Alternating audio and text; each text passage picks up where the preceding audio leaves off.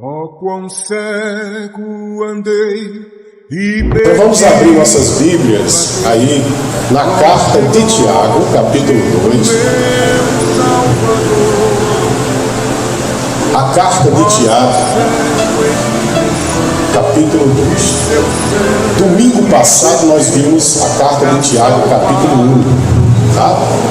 Hoje nós vamos ver Tiago, capítulo 2. Ok? dessa graça que do céu trouxe o nosso Jesus, mas eu converter. Vamos fazer a leitura destes versículos neste capítulo. Põe-se de pé, por favor, em nome do Senhor Jesus Cristo. Tiago, capítulo 2. Meus irmãos, tenhais fé em nosso glorioso Senhor Jesus Cristo, em fazer acepções. Perdão, irmãos. Meus irmãos, tenhais fé em nosso Senhor glorioso Jesus Cristo, sem fazer acepções de pessoas. Porque se entrar na vossa reunião, culto, né? Algum homem com anéis de ouro nos dedos, com roupa luxuosa, e entrar também algum pobre com roupa velha e suja, e tratar-lhes com atenção especial do que está vestido luxuosamente, e lhe disserdes: tu assenta-te aqui no lugar de honra, e disserdes ao pobre: tu fica ali em pé, ou assenta-te no chão, onde coloca os pés. Não fizestes discriminação e não vos tornastes juízes com critérios malignos? Ouvi, meus amados irmãos, não escolheu Deus os que para o mundo são pobres, para serem ricos em fé e herdeiros do reino que Ele prometeu aos que o amam? Mas vós desprezais o pobre. Não são os ricos que vos oprimem, e não são eles que vos arrastam para os tribunais? Não são eles que difamam o bom nome que sobre vós foi invocado?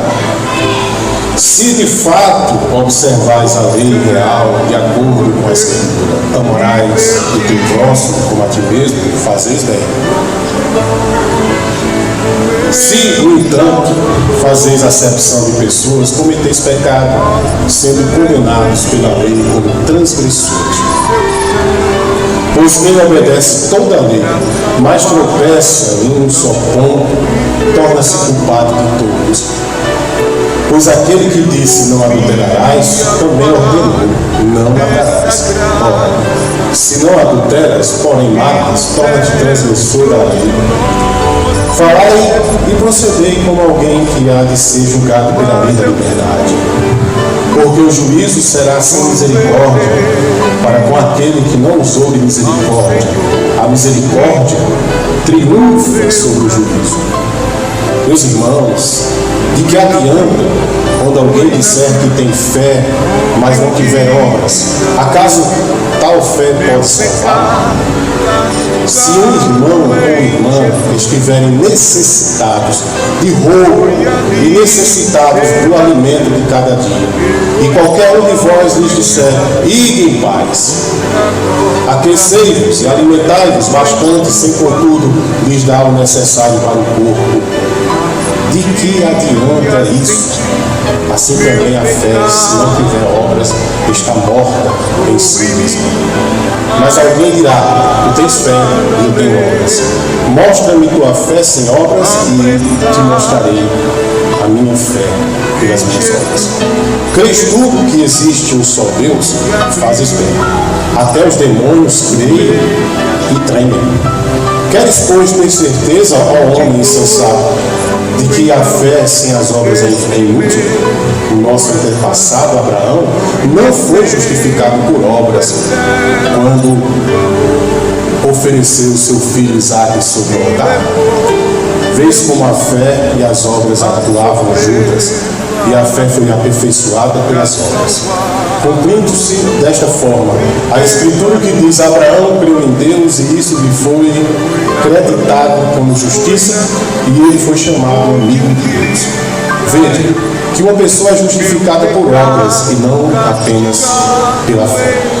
A prostituta Raabe não foi também justificada pelas obras quando acolheu os espias e os fez sair por outro caminho?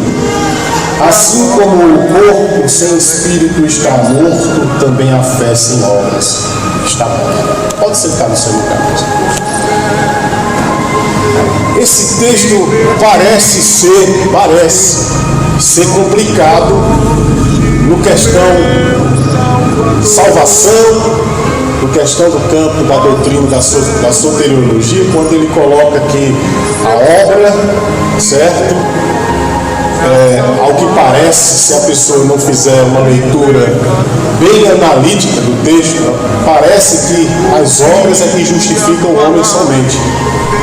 Mas não é bem assim. Hoje nós vivemos outro extremo. As pessoas não estão muito preocupadas com as obras e estão se justificando apenas com a fé.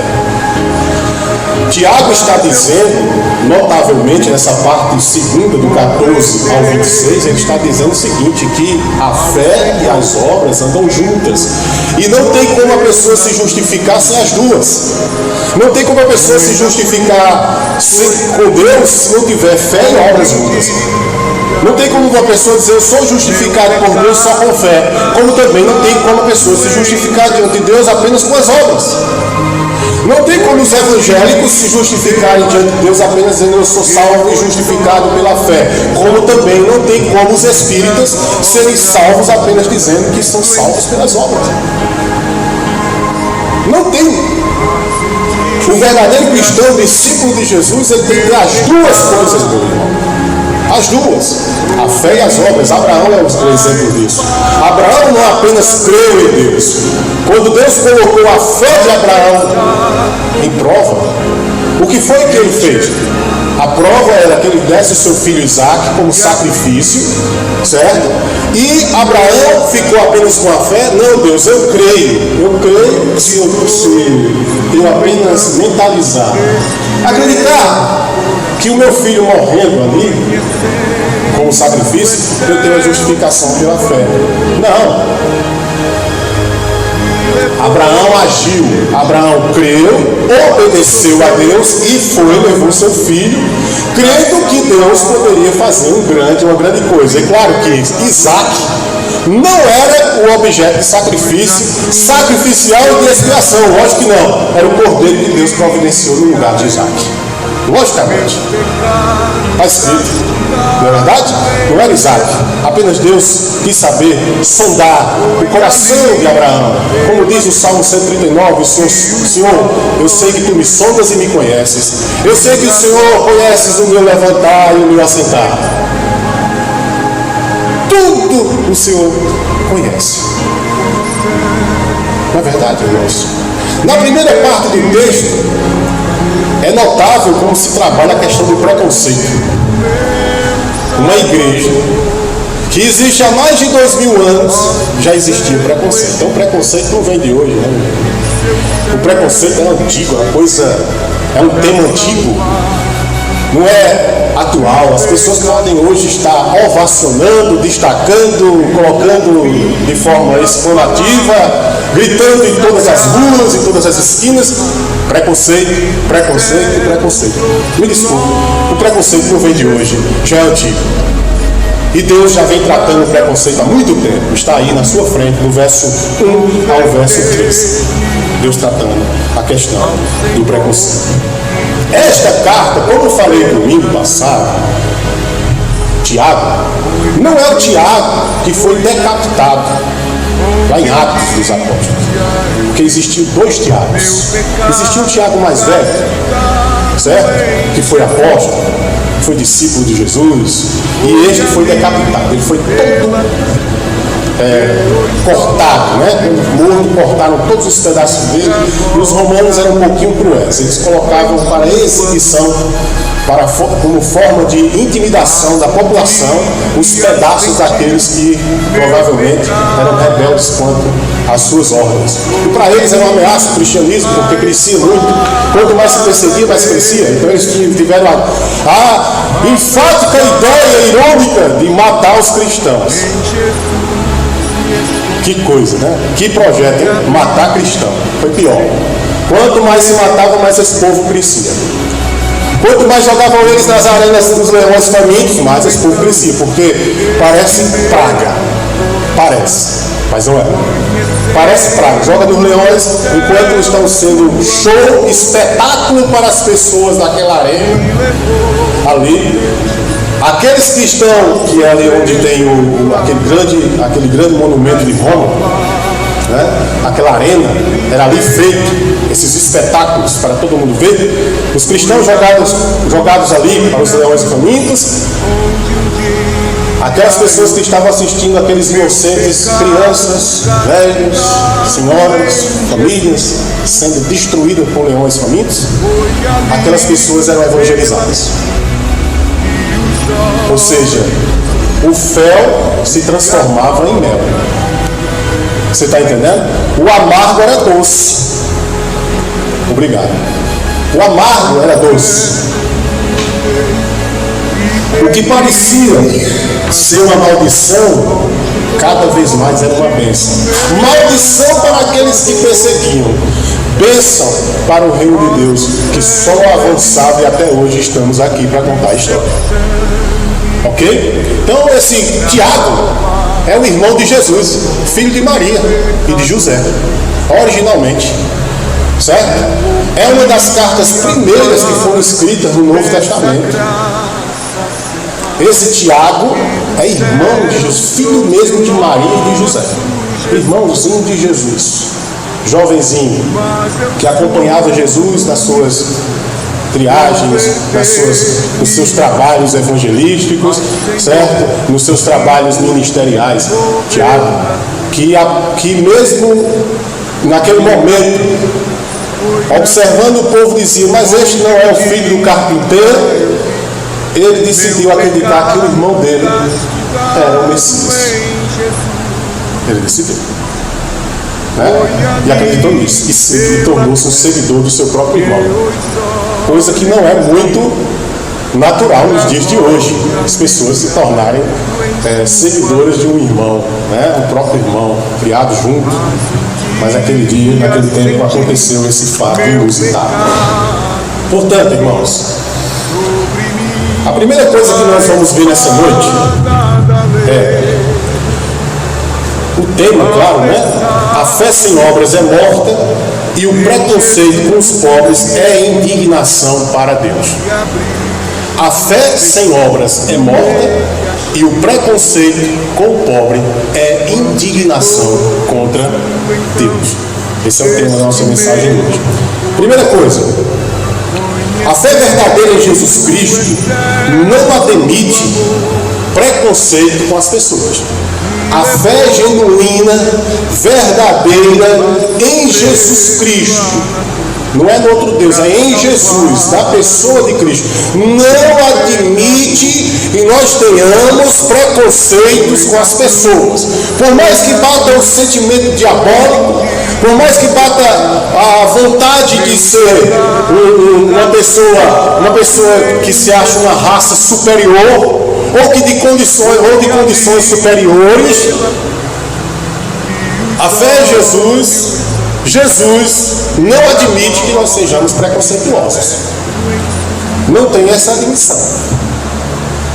Não é aceitável isso, que sejamos preconceituosos, nem com cor, nem com raça, nem com classe social nenhuma, nem mesmo que a pessoa se condicione, certo, a ser de uma opção sexual que ela quer ser.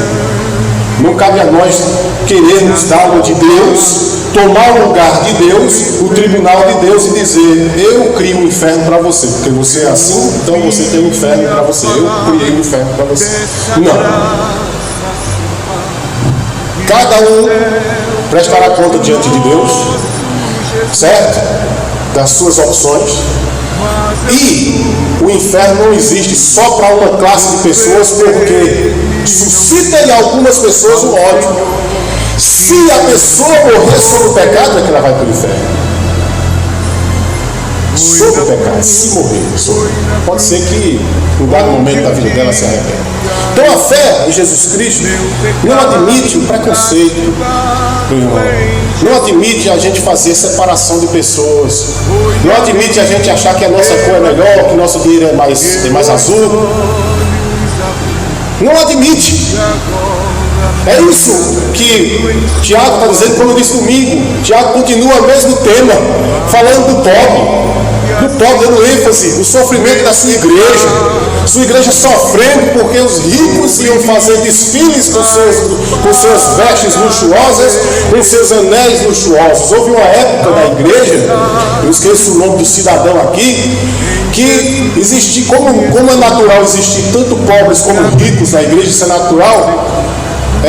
Houve uma época do cristianismo que até os anéis dos dedos foi proibido até um certo número. Não podia ter muitos anéis, porque os ricos gostavam de exibir muitos diamantes, muitos rubis, muita roupa púrpura, certo?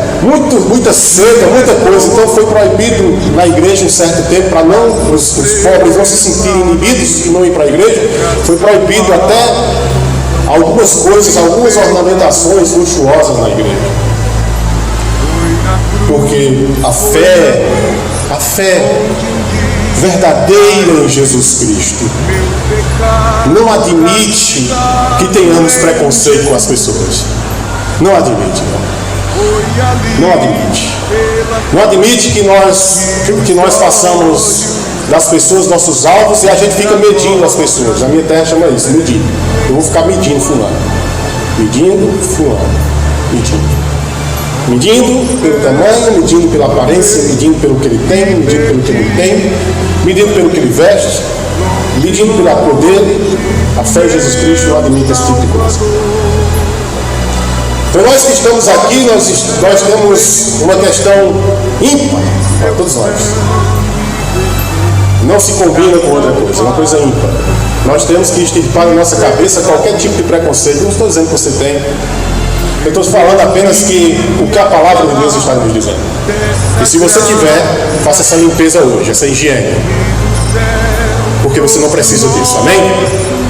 Você não precisa disso. Então do verso 1 ao 7, ele fala sobre essa questão da fé genuinamente em Jesus Cristo, que não admite esse preconceito com as pessoas. É interessante quando o Tiago faz destaque àqueles que entram no culto. Você notou? Ele dá ênfase. Versículo de 2 a 4, acompanha aí na sua Bíblia.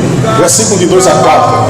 Ele dá ênfase àqueles que entram no culto, ou seja, ele está no altar de uma sinagoga, porque não era igreja na época, era uma sinagoga judaica, ou seja, a igreja naquela época estava naquele processo de judeus tornando-se messiânicos. Então a igreja estava no processo ainda de ser judeus messiânicos, e as sinagogas da época estavam sendo tomadas pelo cristianismo. E aí ele está observando na porta da sinagoga, entrando os homens, porque as mulheres ficavam fora da sinagoga. Era assim o hábito judeu. As mulheres de lado de fora, as crianças, e os homens é que entravam dentro da sinagoga. Eles ficavam observando. Então, veja bem, quando alguém entrava, o que é que diz a Bíblia aí? Do 2 ao 4. Porque se entrar na vossa reunião, algum homem com anéis de ouro nos dedos, com roupa luxuosa, e entrar também algum pobre com roupa velha e suja, e tratardes com atenção especial o que está vestido luxuosamente, lhe disserdes, alguém expressar algo. Tu assenta-te aqui no lugar de honra, E disseres ao pobre: tu fica ali em pé, ou assenta-te no chão, onde coloco meus pés. Não fizeste discriminação, preconceito, né? E não vos tornaste juízes com critérios malignos. Ou seja, como na sinagoga entravam os homens ricos e luxuosos tinham os lugares mais especiais. Já os pobres que iam entrando na igreja, que Tiago estava liderando como bispo da igreja, como pastor, ele estava vendo o seguinte problema: entravam os ricos e os presbíteros, diáconos, né, os rabinos estavam dando honras. Não sente aqui, meu senhor, sente aqui, não vou sentar aqui. Que tipo de atitude era essa? Uma atitude preconceituosa. E aí Tiago faz uma crítica, porque os coitados dos pobres eram colocando aos pés dos ricos, aos pés dele, lá, sentado no chão. Porque realmente nas sinagogas às vezes as pessoas sentavam no chão. Os homens sentando no chão, nos pés dos outros homens mais ricos, mais poderosos. Provavelmente esses homens que eram sentados no chão e pobres, eram empregados ou escravos desses homens ricos, porque eles eram latifundiários. Geralmente eram latifundiários, donos de fazendas, donos de terras, donos de grandes campos de agricultura.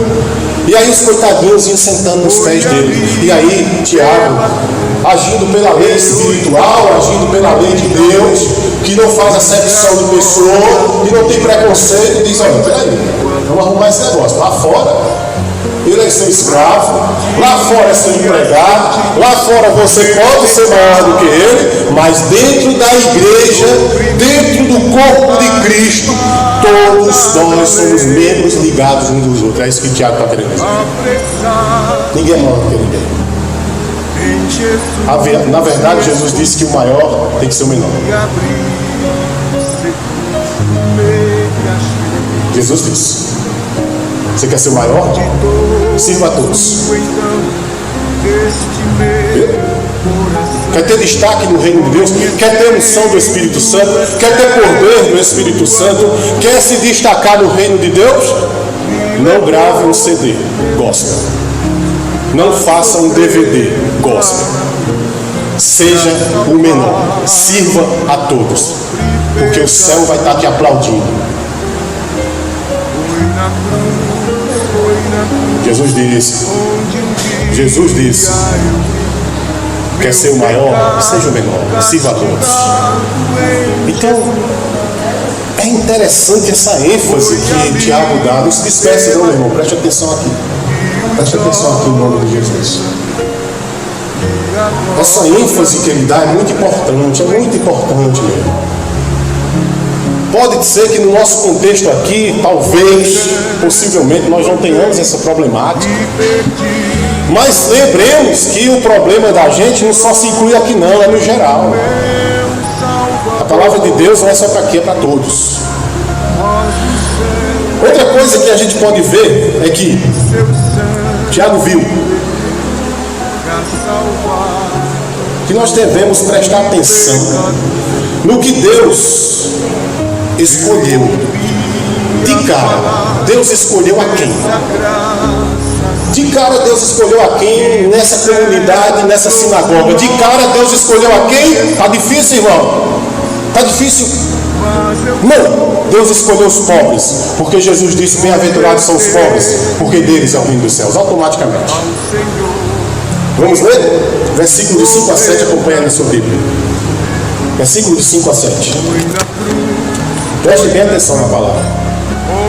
Ouvi, meus amados irmãos, não escolheu Deus os que para o mundo são pobres, para serem ricos em fé e herdeiros do reino que ele prometeu aos que o amam?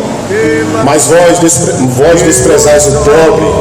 Não são os ricos que vos oprimem, e não são eles que vos arrastam para os tribunais. Não são eles que difamam o bom nome que sobre vós foi invocado. Que pobreza é essa?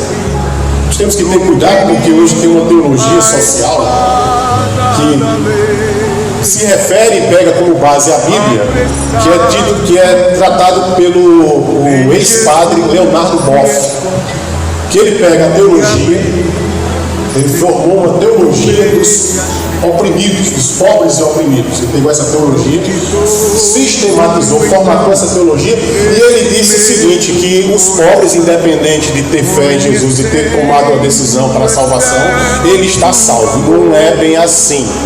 Os pobres que Jesus está se referindo e que Tiago está se referindo são aqueles bem-aventurados, que pelo reino de Deus, salvos, regenerados, pela expiação e pelo sangue de Jesus que purifica todo pecado, que dá ao homem a ponte de ir para o céu. Estes são os pobres, mesmo sendo ricos. O camarada pode ser milionário e pobre de espírito. E a pessoa pode ser pobre de maré de si, e milionário de alma, não pisa nem no chão, porque é rico demais. Você está entendendo? Ou seja, os pobres, como Jesus disse, Deus é o reino do céu, é aquela pessoa que se enxerga, que se olha e diz: nossa, eu não consigo viver sem Deus. Nossa, eu não consigo dar um passo sem Deus. Nossa, eu dependo de Deus em tudo. Eu preciso de Deus em todas as coisas. É o dependente de Deus. É o dependente de Deus. É destes que Tiago está falando, que Deus escolheu. E se você hoje se coloca como este pobre, se você se coloca como este pobre, que necessita de Deus, mesmo tendo tudo, mesmo que você tenha tudo, mesmo que você tenha a capacidade de dinheiro para viajar o mundo inteiro, conhecer todos os continentes e os países, e você possa desfrutar de tudo, mas que se dentro de você, dentro da sua alma, existe uma fome, uma sede por Deus, e você é pobre disso porque você diz: isso meu dinheiro não compra. O reino de Deus é assim.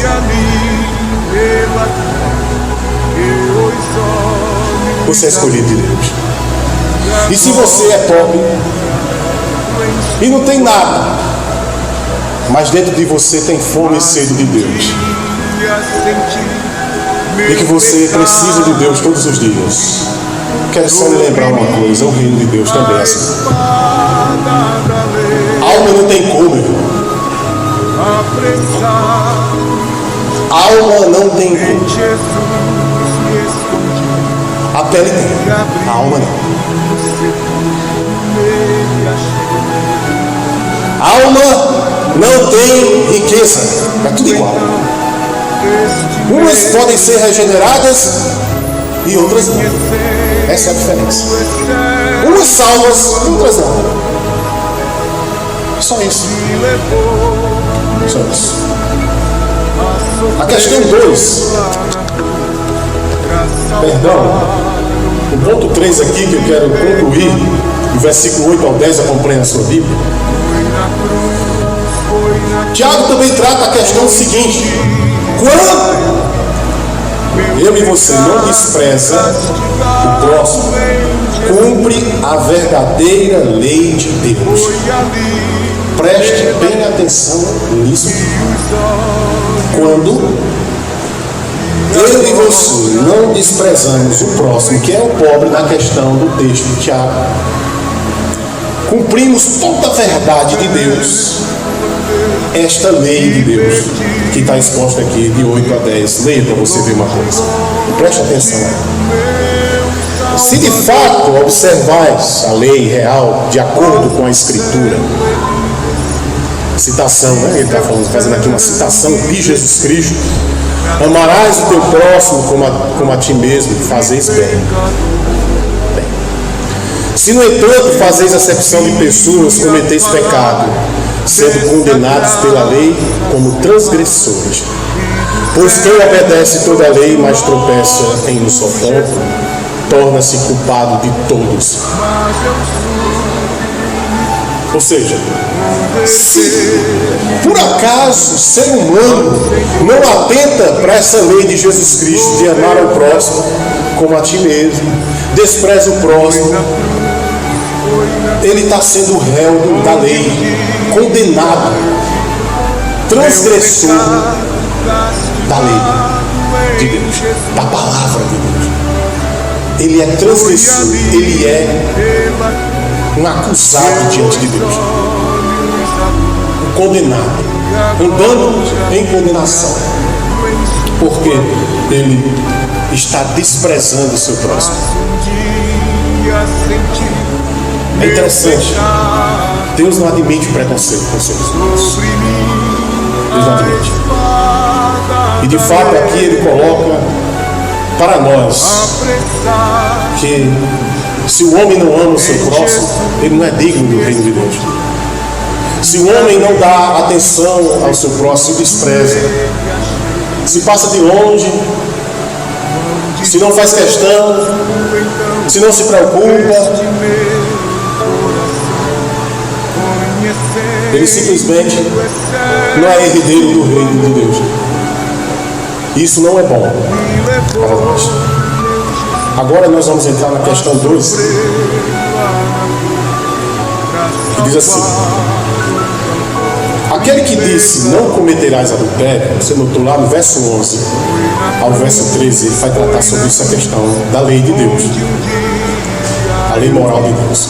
Aquele que disse não cometerás adultério, também disse não matarás. Por isso, vamos acolher o próximo e não matar. Essa é a ideia. Preste atenção aí nos versículos. Pois aquele que disse não adulterarás, verso 11 em diante,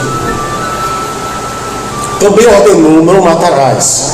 Ora, se não adulteras, porém matas, torna-te transgressor da lei.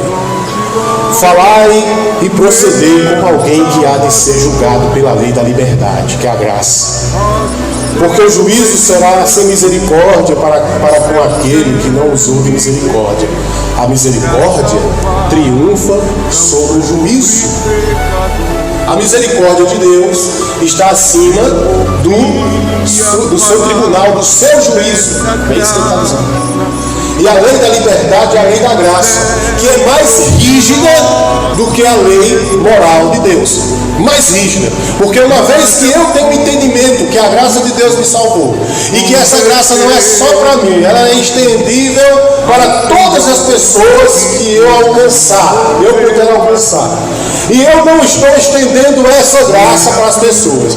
Principalmente eu estou fazendo acepção, estou tendo preconceito com as pessoas. Vai ser mais severo para quem está salvo pela graça do que quem está vivendo pela lei.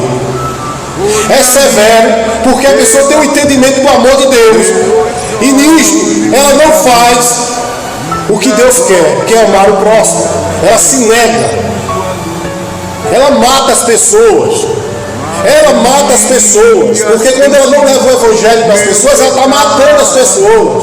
Quando a gente não está levando o evangelho para as pessoas que nós conhecemos, porque o amor de Deus, que é a boa nova é para ele, nós estamos assassinando as pessoas. Porque somos agentes, pregadores da boa nova de Deus, do evangelho. Não podemos perder a oportunidade de pregar a palavra para as pessoas.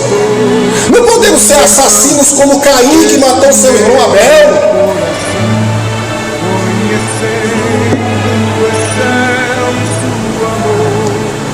A lei da graça é mais severa do que a lei moral de Deus, a lei de Moisés. Porque a lei da graça diz que é para você amar a Deus sobre todas as coisas e a teu próximo como a ti mesmo. E que se você infringe isso, você está infringindo isso, você vai ser severamente condenado, se não se arrepender com antecedência. Meu pecado castigado em Jesus. É muito interessante aqui essas questões que Tiago coloca. Ele coloca muito assim, na questão imperativa. Ele é muito direto. Ele não tem rodeios, ele não tem filosofia.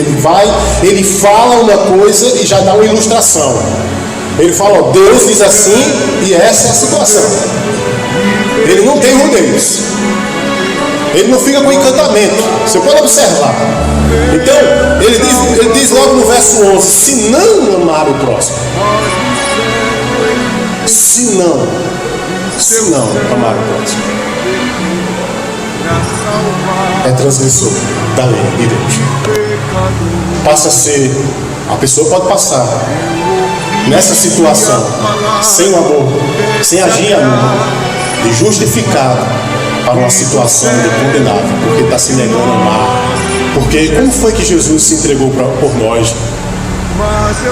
Forçosamente? Jesus se entregou por nós com ódio, com ira, com vingança? Não. Jesus entregou-se por nós em amor. Por isso que devemos viver a lei do amor. Não podemos assassinar as pessoas.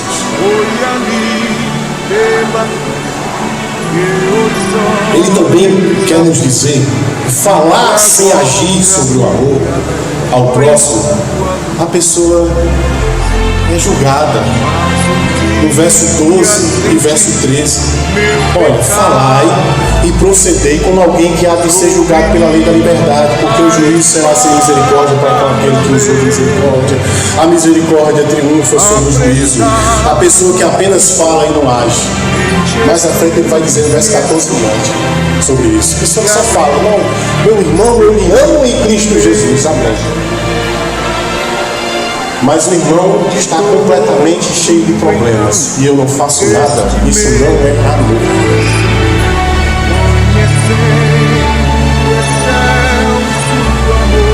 Vocês estão aqui?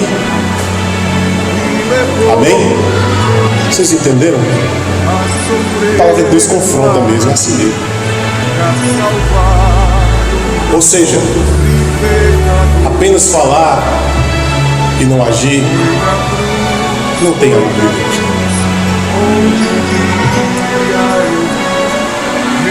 E nisso Deus fez um julgamento sem misericórdia. Você pode observar, existe um julgamento no verso 13 sem misericórdia. Olha, não tem misericórdia. Tem misericórdia para quem tem misericórdia, não tem misericórdia para quem não tem misericórdia. Deus é enfático. O discípulo, o bispo dessa igreja, dessa comunidade cristã, é enfático. Deus tem misericórdia de quem tem misericórdia e não tem misericórdia de quem não tem misericórdia. Porque essas pessoas estão enquadradas na lei da graça, que é pior do que a lei moral de Moisés. Porque a lei da graça nos libertou, meu irmão. A lei da graça nos libertou de todos os preceitos que a lei exigia que o homem fizesse. Agora nós temos Jesus Cristo como espelho dessa lei. E aí, por Jesus Cristo, nós devemos agir. E temos que ter cuidado.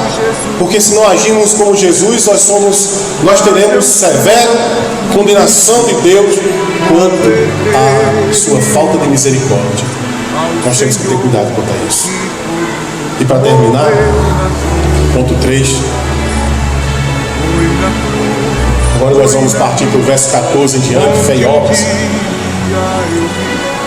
Porque ele divide em duas partes esse texto.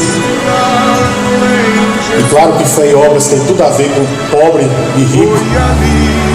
Porque está tudo junto ali. É um relacionamento. E a obra é feita para com o próximo, principalmente o necessitado, né? E aí eu desenvolvi o seguinte ponto, número 3: um corpo sem vida quando não tem a fé e as obras juntas. Um corpo sem vida quando não tem a fé e as obras juntas. 14 a 26 trata isso. Ou seja, não aos meus olhos, não aos teus olhos, mas aos olhos do Altíssimo Deus, do Pai Celestial, do Todo-Poderoso Criador dos céus e da terra. Aos olhos dele, a pessoa que não tem fé e obras juntas ela é como um defunto, ela está morta aos olhos de Deus. Isso não é bom. E aí, meu irmão, Deus te pergunta hoje, como você está nessa situação? Como você está? Você está apenas absorvendo intelectualmente durante anos o conhecimento de Deus e nada está fazendo? Ou você está fazendo muito, mas não absorveu de fato o que é que Deus tem para fazer e dizer a Ele? Todos os dois lados estão errados. Porque se alguém disser que tem fé, mas não tem obras, que proveito há nesta fé? Que proveito tem a fé de alguém que apenas diz, expressa, como lá no Cariri, lá no Juazeiro do Norte, quando eu evangelizava lá pela Jocum, até mesmo pela Igreja Batista lá, quando eu evangelizava lá na Romaria do Padre Cícero, e eu perguntava para o Romeirozinho, velhinho, que já fazia 40 e poucos anos, ou 40 e pouca força, que ia pagar promessa naquela estátua enorme, terceira do mundo. E eu perguntava para ele, a senhora tem fé? E ela dizia assim, ai meu filho, como eu tenho fé no meu padrinho.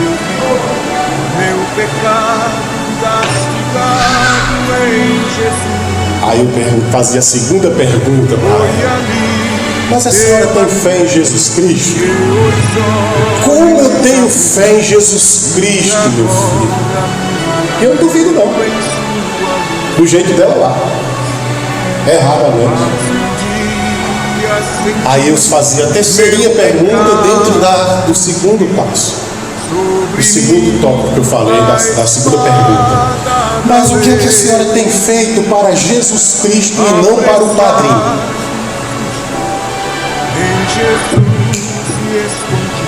Pegou ela. Ah, meu filho, nada. Mas com o meu padrinho eu faço tudo. Entendeu, irmãos? Ou seja, muitas pessoas têm fé.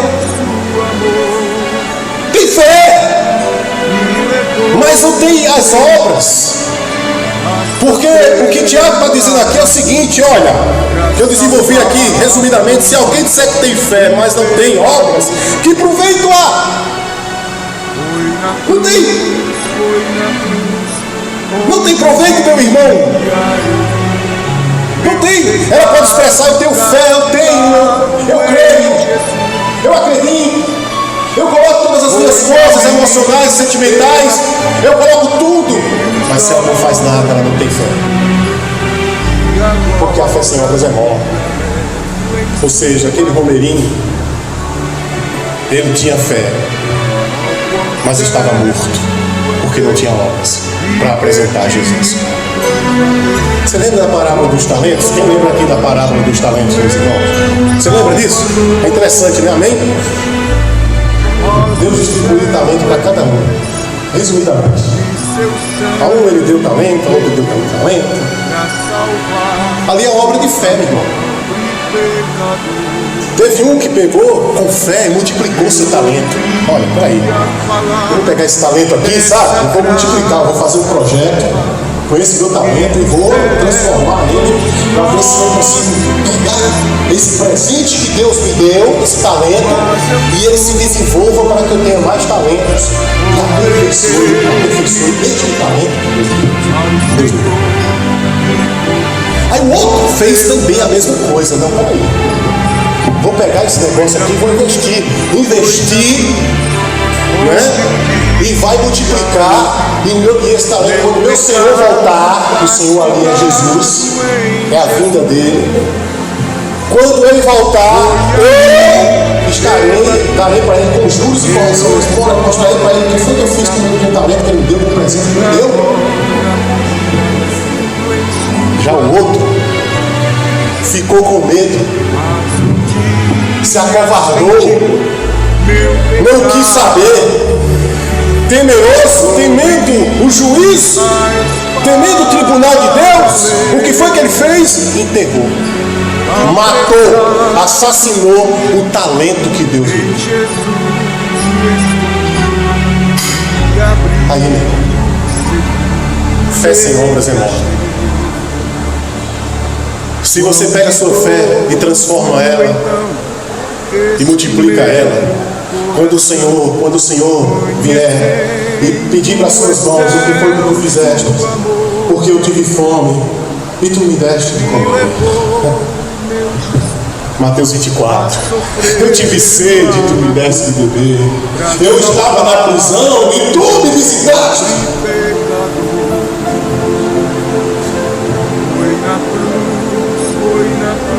Vinde benditos do Pai, possui por herança o reino que é seu. Fé em obras é morta. E a fé sem obras é morta. Já para os outros, o que pegou o talentozinho e enterrou, pegou a fezinha e guardou, enterrou lá dentro do coração e lá ficou, e clausurou, colocou dentro da gaiola do coração, aprisionou e jogou a chave fora, encarcerou a fé, o talento do coração. Diz a palavra de Deus que o Senhor vai dizer assim: eu tive fome e tu não me deste de comer, eu tive sede e tu não me deste de beber, eu estava na prisão e tu não me visitastes, eu estava nu e tu não me vestistes. Fé sem obras é morta, meu querido, minha querida, meus irmãos amados. Fé sem obras é morta. Jesus vai dizer: aparte-se de mim, malditos, para o fogo eterno preparado para o diabo e seus anjos. Triste realidade isso.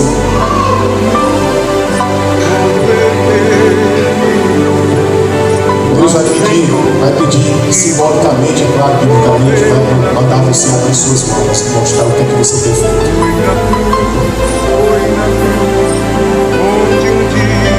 E aí, né? O que você tem feito?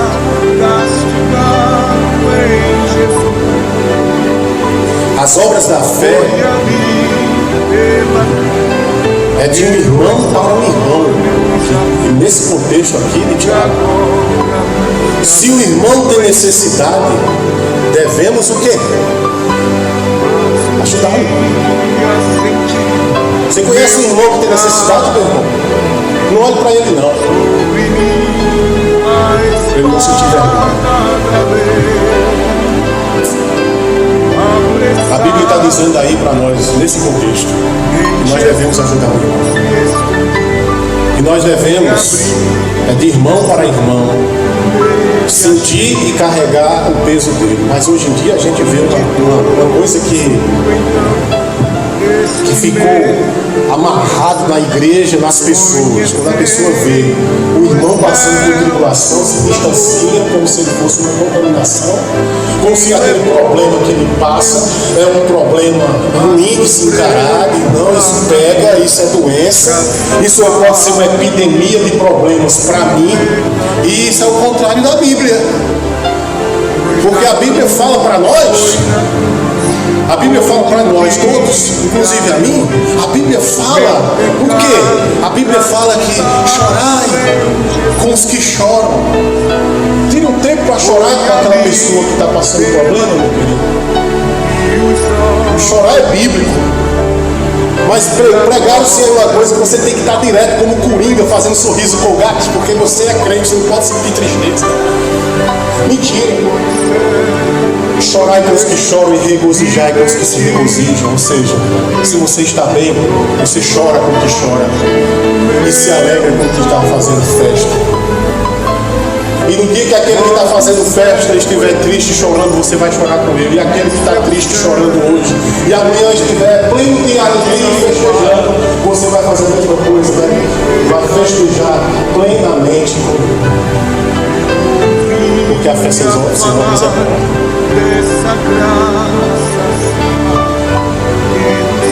Quando não atentamos para esta instrução, Tiago fala,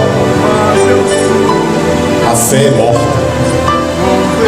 no isolamento, sem mostrar que fé é esta. Quando não atentamos para esta instrução que Tiago está dizendo, a fé morre no isolamento, sem mostrar que fé é esta. Verso 18, vamos ler. Estou terminando, você está apressado. Mas alguém dirá: tu tens fé, eu tenho obras. Mostra-me tua fé sem as obras, e te mostrarei minha fé pelas minhas obras.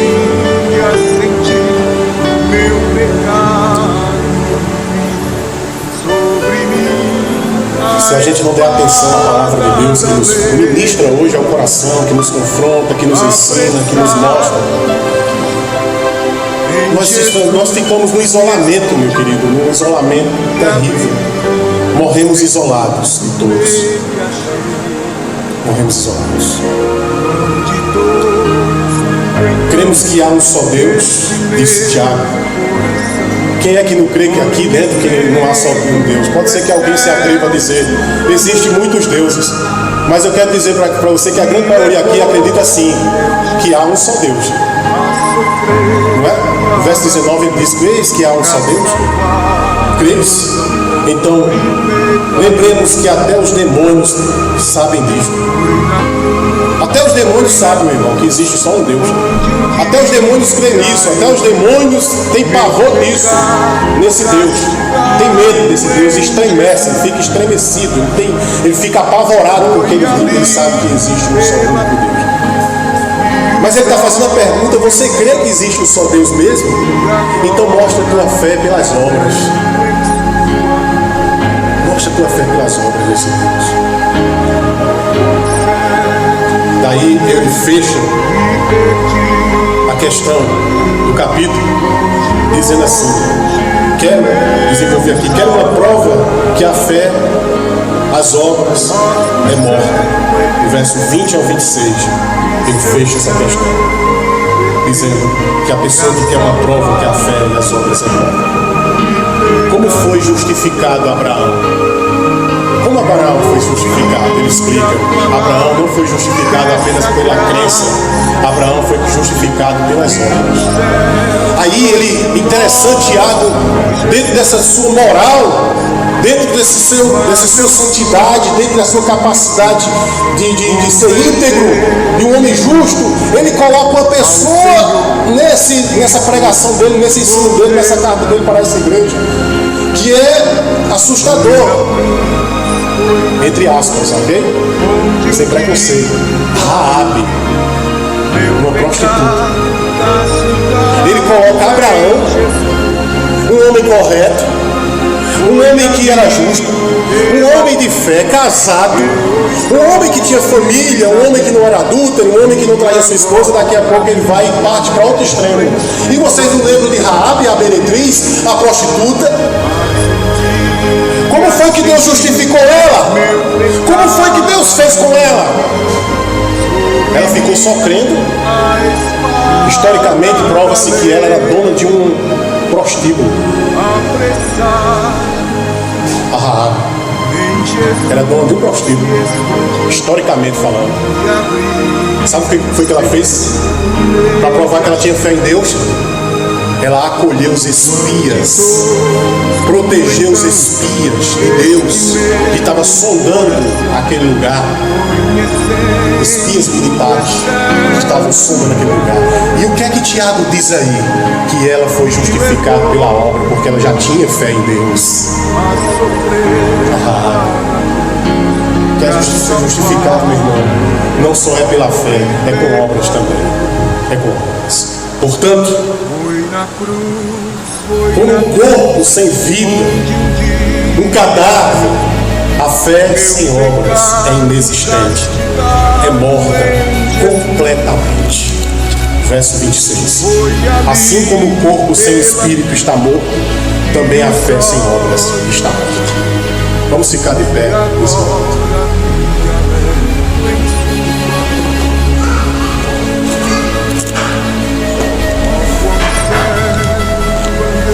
Irmãos, vezes nós vamos para a igreja com algumas motivações erradas. Mas que bom quando as pessoas vão para a igreja com motivação errada, porque a palavra de Deus vai impactar a vida dela. Isso é maravilhoso. Que vem. Mas às vezes estamos vindo para a igreja, estamos como peixes